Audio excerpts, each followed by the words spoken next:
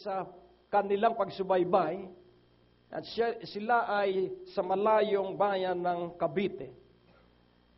At galak na galak yung mag-asawa at ang sabi nila, pinaniniwalaan po namin yung sabi mo at ang sabi ng lalaki, ang sabi ni Mrs. ay paulit-ulitin kong sabihin ang Philippians 4:19. Matagal siya sa Middle East at malaki ang kanilang utang kaya kailangan siya ay magtrabaho sa Middle East. At ibig nilang lumaya sa pagkakautang at naririnig nilang itinuturo sa himpapawid na makababayad sila ng utang. So for several years, kahit tapos na ang kanyang kontrata noong 2007, at kahit na siya ay hindi na nakabalik sa Middle East, patuloy nilang pinaniniwalaan sa kabila ng kanilang pagtatapat sa Diyos, ang kanilang buhay, ang babae ay diabetic, at 2 years na siya ay nasa pagpapagamot. Pero sa kabila ng mga nangyayari sa kanila, hindi sila natitinag sa pagtitiwala sa mga pangako ng Diyos. At masayang-masaya ang mag-asawa at ang sabi nila sa akin, 2 gabi na ang nakakalipas, kami po ngayon ay makakabayad na ng kung mahigit na 1 milyon naming pagkakautang sa kabila nang wala ako sa gitnang silangan. At dahil sa pagtitiwala namin sa mga pangako ng Diyos, nangyayari yung aming pinaniniwala at tinatayo ang pangako ng Diyos. Pinatunayang muli na ang mga pangako ng Diyos ang bubuhay sa mga anak ng Diyos. Amen po ba?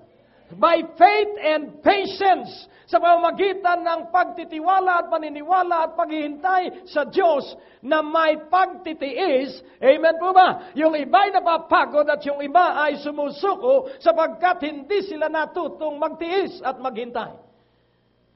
Kahit ang mga kabataan ay mapapagod at manghihina, ngunit silang nagtitiwala, silang naghihintay, silang umaasa sa katuparan ng mga pangako ng Diyos, sila ang magiging malakas at matagumpay.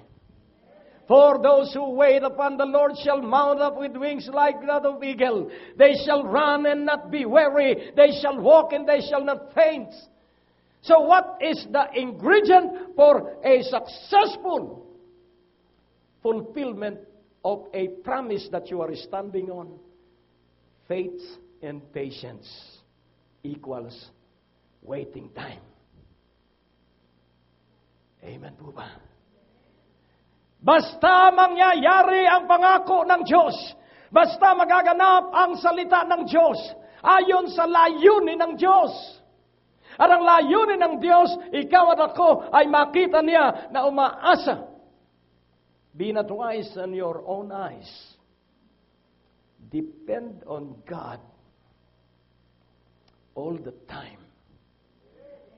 Huwag kang maging matalino sa iyong sariling pananaw.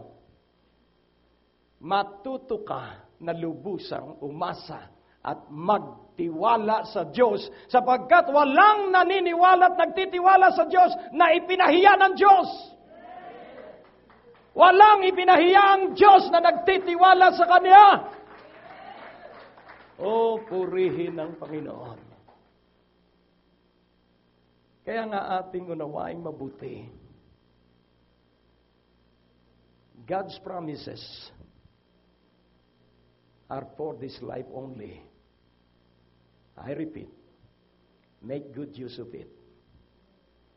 Gamitin mo ng mahusay ang mga pangako ng Diyos. Then second, don't take it for granted. Huwag mong babaliwalain. Huwag mong isa sa isang tabi ang mga pangako ng Diyos. Make God happy for your high respect on His promises. Gawin mong maligaya ang Diyos sa iyo lagi dahil napakataas ng iyong paggalang sa Kanyang mga pangako.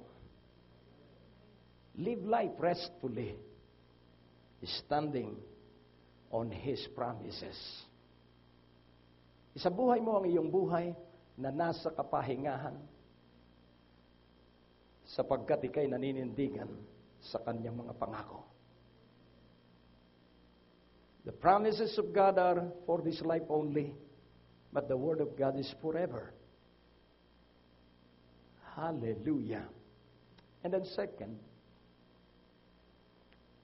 after your life is the next generation.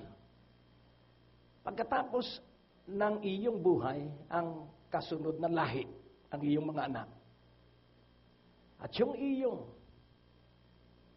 paninindigan sa mga pangako ng Diyos ay magpapatuloy sa iyong mga anak. At kapag nanindigan ng ating mga anak sa mga pangako ng Diyos, magpapatuloy ito sa ating mga apo na kanilang anak.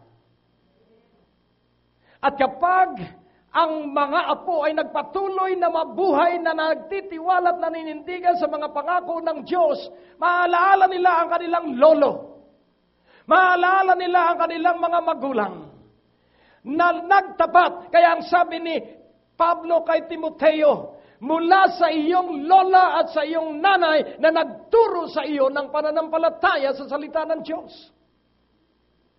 So nahubog si Timoteo ng kanyang lola, hinubog si Timoteo ng kanyang nanay sa mga aralin na isinabuhay ng kanyang lola, aralin na isinabuhay ng kanyang nanay, at yung mga nakita niyang isinabuhay ng kanyang lola at isinabuhay ng kanyang nanay ay kanyang isinabuhay, at yung kanyang isinabuhay ay isinasabuhay din ng kanyang mga miyembro sa Ephesian Church dahil siya ang pastor doon.